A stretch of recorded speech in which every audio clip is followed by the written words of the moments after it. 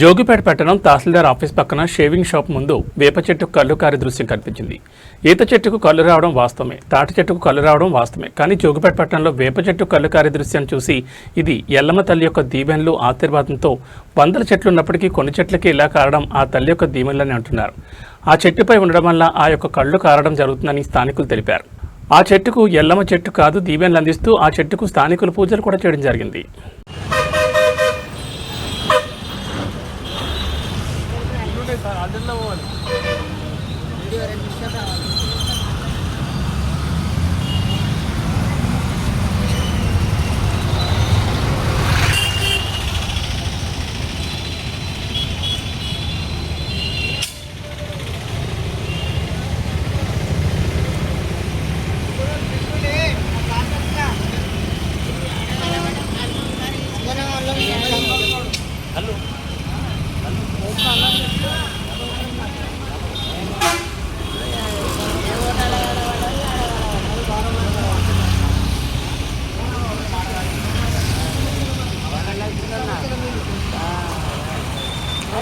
hello